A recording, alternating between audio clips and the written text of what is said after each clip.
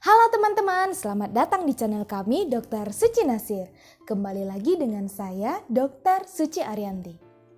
Teman-teman, kali ini kita akan membicarakan tentang ambeien atau mungkin disebut juga dengan wasir atau dalam kedokteran sendiri disebut dengan hemoroid. Nah, sering nih pasien atau kenalan atau yang lain kan ada yang bertanya, dia ada ambeien. Tapi apakah setiap ambeien itu cuma harus pengobatan dengan operasi? Bisa nggak hilang sendiri?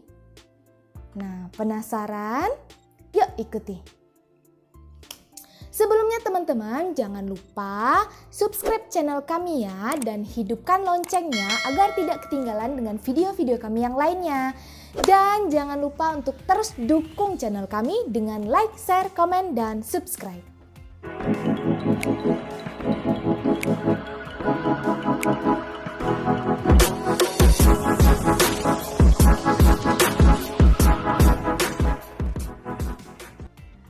Jadi teman-teman, sebelumnya kita harus tahu dulu nih, apa sih yang disebut dengan hemoroid ini? Nah, hemoroid ini adanya pelebaran atau inflamasi. Inflamasi itu seperti peradangan ya, pada pembuluh darah di saluran anus, dekat anus. Jadi mulai dari usus besar yang paling ujung yaitu rektum sampai ke anus dekat luarnya itu. Kenapa bisa timbul seperti ini? Yang pertama, bisa karena aktivitas fisik. Misal kita banyak mengedan, batuk terlalu kuat berlebihan. Waktu seperti itu, perut kita ini berkontraksikan, tekanan di sana meningkat. Dia menekan, kalau ibaratnya kita mau ngancurin balon, misalnya ngancurin balon di sela jari. Sela jari kita kan lunak nih, lunak kosong. Kalau kosong, di situ kan dia nanti menonjol. Kayak gitu juga di perut. Kita menekan perut, dekat anus itu kan lubang. Jadi dia akan menekan ke sana tekanannya. Atau juga ngangkat benda-benda yang berat, sama tekanan di perut kita juga meningkat. Yang kedua, bisa dari pola makan. Di sini, kalau misalnya kita konsumsi makanan yang kurang serat, kurang air putih, jadinya BAB kita itu bisa keras. Kalau keras, nanti dia akan menggesek di saluran bawah itu. Makanya nanti peradangan lah pembuluh darahnya. Yang ketiga, anatomi. Anatomi ini mungkin kayak struktur dari tubuhnya, mungkin dari genetisnya ya. Jadi memang dia tipe yang gampang untuk hemoroid. Yang keempat, kurang gerak atau mobilisasi. Misal duduk terlalu lama, posisi misal ngedennya itu terlalu lama, kan beban gravitasi ke situ. Jadi bisa juga jadi hemoroid. Yang kelima, pekerjaan. Mungkin pekerjaan ini kembali lagi seperti kebiasaan yang tadi. Mungkin dia banyak angkat berat, beban berat, harus ada mengedan kayak gitu. Jadi tekanan lagi kan ke sekitar anusnya, jadilah hemoroid. Yang keenam, usia. Jadi kalau kita bertambah usia, itu juga meningkatkan risiko terkena ambeien. Terutama ini biasa pada usia 45 sampai 65 tahun. Dan yang ketujuh, itu juga dapat ditemukan pada saat kehamilan atau baru-baru melahirkan. Kenapa? Mungkin kalian bisa lihat di video kami yang satunya lagi yang menjelaskan waktu proses kehamilan itu rahim kan semakin membesar. Dia akan mendorong ke depan itu mendorong kandung kemih, ke belakang dia mendorong usus besar terutama di bagian rektum itu tempat pengumpul pup. Nah, si ibu akan sering konstipasi, susah BAB. Disitulah bisa mengganggu untuk proses BAB-nya si ibu, menggeseklah dia lagi di situ pupnya, bisa ambeien. Atau ketika baru mau melahirkan, itu proses melahirkan itu kan saat kepala janin keluar itu dia juga menekan dari si rektum tadi dan anusnya. Maka beresiko juga yang baru melahirkan itu kena ambeien. Nah, hemoroid ini sendiri terbagi ada yang internal, ada yang eksternal.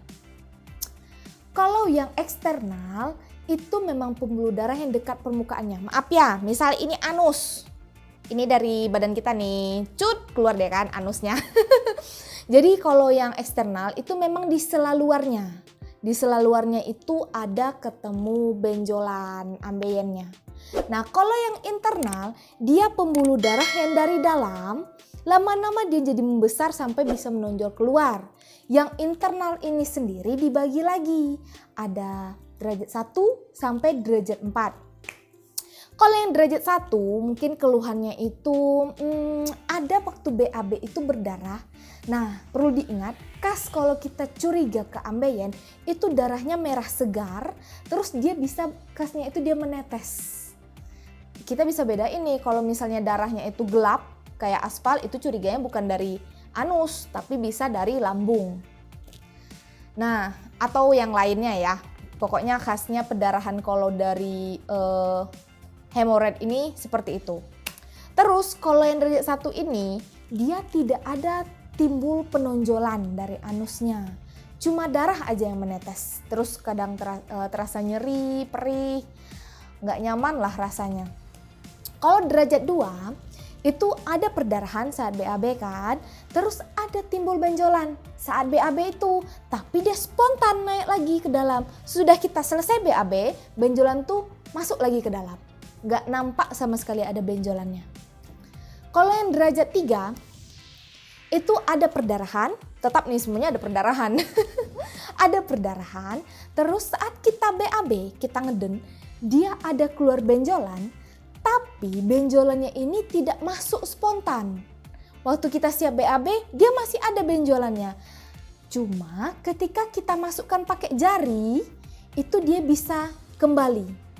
Dia masuk lagi ke dalam, tidak keluar lagi. Itu dia yang dikatakan derajat 3. Kalau yang derajat 4, ini derajat yang paling wow lah.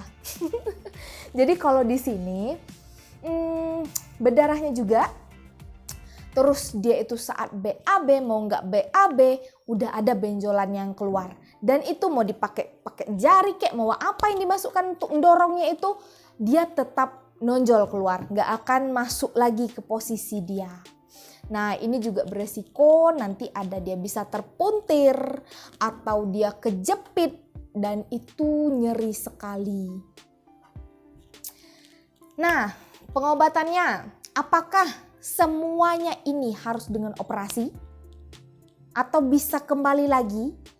Nah, coba dilihat yang tadi, itu kan ada yang derajat 1 sampai 4 kan. Kalau misalnya masih derajat 1, 2, itu masih bisa dengan pola hidup.